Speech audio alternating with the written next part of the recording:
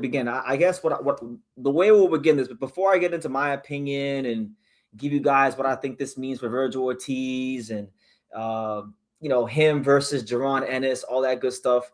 For those that may not be up to speed, because I understand people aren't like me, their life isn't boxing. They may have missed the Oscar de la Hoya video. They may have missed the Rick Marigan video. What I'm going to do is I'm going to play the Oscar de la Hoya video of him going off on Vergil's manager, Rick Marigan. And then I'm going to play Rick Marigan's video going off on Oscar, right? Because you need to know, you need to understand these dynamics to understand fully what's going on. Oscar de la Hoya, he has a certain pathway he wants to take Vergil Ortiz. Rick Marigan, he's a shrewd manager, a polarizing figure in boxing. He's got his own ideas, right? And right now they're not on one accord. They're not seeing eye to eye, and that's why this lawsuit is happening. So what we're gonna do before we even get into any of my thoughts or anything like that, because I have a lot to say.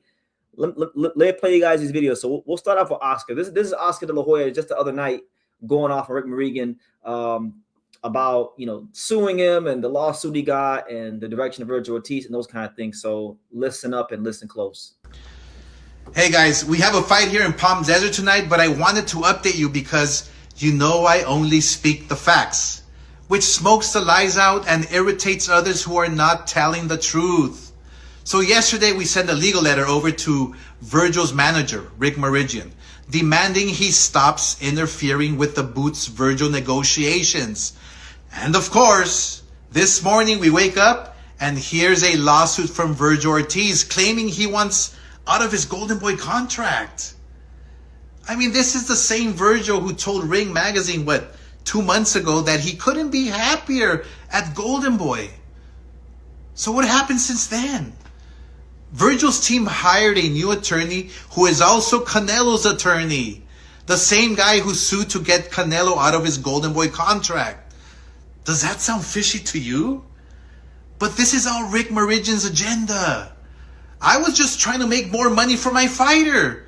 A 60-40, I believe he deserves it. And that's the reason why you want out of your contract? It just proves your agenda, Rick. Look, Vergil and his father are really nice people who don't deserve to be in the middle of Rick's bullshit. Vergil just wants to fight and not deal with the drama. Because I know him. He's a fighter. Look, and if the Saudis want to buy the fight, trust me, they will buy it. I just finished making a deal with them for Ryan Garcia versus Barrios next month. Look, they don't choose their favorite promoter. They choose the best fights to put on. And look, it's unfortunate that anyone can file a lawsuit in America without basis or facts, simply for the optics. But that's what this is. And whoever's going to interfere with our existing contract with Vergil Ortiz, we will take aggressive action against you. He is not a free agent. And we will prove that. And by the way, if you hate clapback, you're likely the topic of the week. And you're the problem in boxing. Have a great day. So there you have it. Oscar de la Hoya, he's not playing games. He's ready to put belt to ass on any and everybody who interferes with Vergil Ortiz's contract. Now, look, before I play Rick Marigan's 4-minute soliloquy he gave, let me just say this. When a fighter signs a promotional contract, okay, there's clear things that are stated in a promotional contract, like, okay, a promoter will promise a certain amount of fights per year, minimums in certain situations. You get X amount of dollars for a 10-rounder, 8-rounder, a 6-rounder, world title shot, world title defense, all that stuff, right? So these things are all laid out.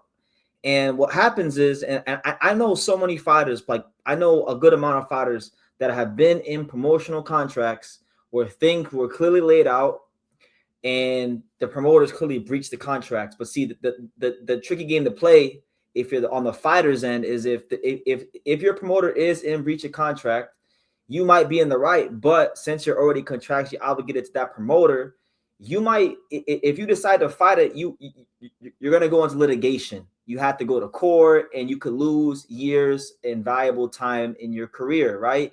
Look at Andre Ward.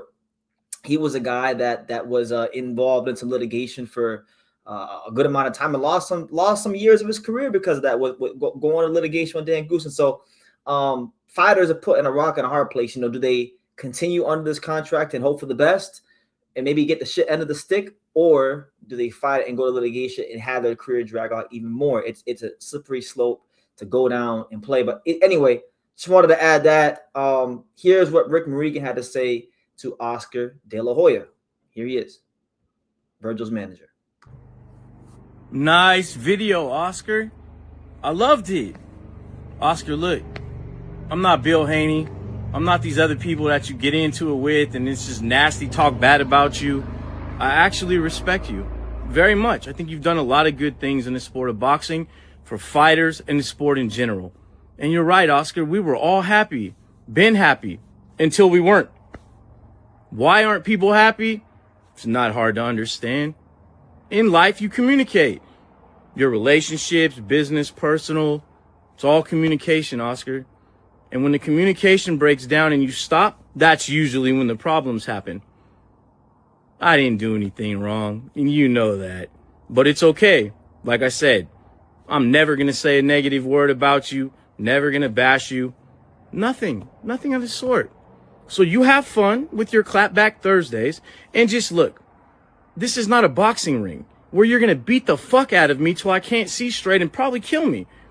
We're not in a boxing ring. I'm undefeated in my position. Go and look at my resume and see when I've lost. Because I've only went to war or defended my fighter when I've had no choice. You know I've called you and texted you. We're grown men. We're supposed to just talk it out. That's what grown men do. Instead of disintegrating all these people in the marketplace that you do business with and jeopardizing your fighter's well-being by talking so disgusting about all of them, you should stop and reflect what that does. You should. You can buy and sell every person you just about come in contact with, including me, probably 1,000 times over. But that's not what we're discussing here. You don't need boxing. You don't. Boxing's a giant headache for you. And that's why I respect you so much, because there's a lot of good that you do. But in this case, unless you're blind, deaf, dumb, can't read, it's very simple. Read the complaint, read the promotional agreement, read the clauses that have been breached. To say that I can't negotiate and I'm the manager when there's these clauses that are black and white is hilarious. That's why managers exist. And look, I know your life has been different. A lot of people have taken advantage of you. You don't trust people. It's been chaotic from the start. And if you had me managing you, you probably wouldn't have had these problems. But I get it. I get it. And if you called me, like I called you and texted you just to talk, I'd always take your call. But at some point, you got to take responsibility. It's like a road. When you're on the asphalt and it's bumpy, it's your own asphalt. So do what you need to do. Make more funny videos, jeopardize shit. Or you could always call me. Like I said, nothing but respect for you. You're actually my favorite fighter, and that's no secret. I've said that publicly. I've spoken great about you, and I always will. This is just business. So that very judge you're talking about, please do. I can't wait to hear what he says. Not worried at all. Never will be. Because I come from a very good place for these fighters. And you are a fighter and should respect that. And in closing, I didn't hire a new lawyer. This guy is the same lawyer that made Vergil's contract 3 years ago. I didn't go get him to be an asshole or do anything. I got him because he's very good and knows his shit. And so do I. But I wish nothing for the best for you. I mean that. And I will pray for you tonight. And again, you have a great company, a great staff, and I mean that. Very good people at Golden Boy. No question about it. But I have a job to do, and you need to respect that. And you may not agree with me, and that's okay. But that disrespect that you do to everybody, karma's a motherfucker. God doesn't like that. Just slow down. And again, anytime you ever want to talk to me, I'm here. So there you go. A very shrewd, tactful, mindful response from Rick Marigan, the manager of Vergil Ortiz. Now, look, guys, there's a lot of things to unpack. Please For the 36 of you here, thank you for joining the live. Smash that like button, subscribe, super chat, all that blase. It is everybody's favorite boxing program late at night. True School After Dark. HBO Box After Dark went out of business, so we True School After Dark. Okay, shout out to Jim Lampley. Shout out to Harold Letterman. R.I.P. Harold Letterman. R.I.P. Manny Stewart. Right. R.I.P. George Foreman. Right. But there's a lot of things to unpack here because Vergil Ortiz. We want to see him fight Jaron Ennis. He's one of the guys I would say in the fight game in terms of just his watchability. He's one of the most must-see TV fighters in boxing. I think anybody who's watched him fight could agree with that. He's an amazing fighter to watch, right? The power jab, the angles he fights with, his ability to finish opponents. He's a fantastic fighter, right? And he's just vulnerable enough to where he makes for great TV fights, right? Anyway, that being said, we're going to go to screen share because there's a lot of things that have to be unpacked when it comes to this Vergil Ortiz situation. Now, look, we'll start here. So the reason why Vergil Ortiz and his team have decided to sue Golden Boy Promotions is because, obviously they are saying that the contract was breached, that there were certain obligations and requirements in the contract that were not met. And then if you read further, right, another thing is that if you go to subsection number 6, okay, in subsection 6, it cites that basically Golden Boy Promotions, they had a contract with DAZN. The DAZN contract expired, so there's no network, and that leaves Vergil Ortiz with in a rock and a hard place. So that's actually hindering his future economic opportunities. So there's that, right? You continue to go ahead and read, right? This is a quote directly from the Vergil Ortiz attorney, like the one that Oscar was going on about, Gregory Smith. He stated the following, and I quote, "To protect Ortiz from the ramifications of Mr. De La Hoya's behavior and the other boxing industry forces and factions, the PRA contained a provision requiring Golden Boy Promotions to work in good faith with promoters as necessary to negotiate with Ortiz's preferred opponents, and also allowing the Ortiz representatives to directly negotiate with other promoters. The same clause prevented Golden Boy from engaging in negotiations behind Ortiz's back by requiring Golden Boy Promotions to fully disclose the terms of any written offer and requiring Ortiz to be a signatory to any agreement related to him." So look, it's a bunch of blase, guys. Right now, I just think that if you look at the history of Golden Boy Promotions, Ryan Garcia, he's had issues with Oscar. Now Vergil have issues with Oscar. It's a slippery slope, guys. It's not as simple, and I tell people this all the time. It's not as simple as making these big fights happen. There's a lot of things that go on behind the scenes that people aren't privy to, and some of it is coming out in the media now. Now look, what was there was okay. So look, Dan Rayfield posted this, right?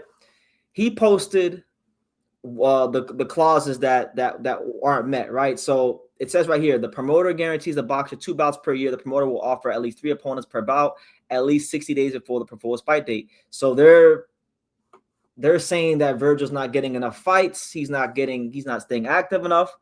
And then the other one is the DAZN ordeal, right? Promoters, distribution. I'm not going to read all that, but basically DAZN is not working with Golden Boy anymore. So because DAZN isn't working with Golden Boy and Golden Boy did not renew, this is hindering Vergil Ortiz. So I'm really intrigued to see how this all goes, because really and truthfully, we just want to, I'm sure I'm like a lot of you guys. I just want to see the damn Jaron Ennis fight, and I'm not really into all the legal verbiage stuff. I've read over boxing contracts before. I've spent nights reading over promotional agreements of fighters that I know and stuff, and I don't it's not fun. You really begin to hate boxing and get discouraged by this sport if you read a promotional contract. And some of these little clauses that you guys are seeing on the screen, these are the kind of things. These are a minuscule amount of things that you will see in a boxing promotional agreement for a fighter. And you got to read every word carefully if you're the fighter or manager, because one little word here, one little tweak there, one little tweak there, and you might have stuff that's not in your favor. So it's very tiresome to read and go through.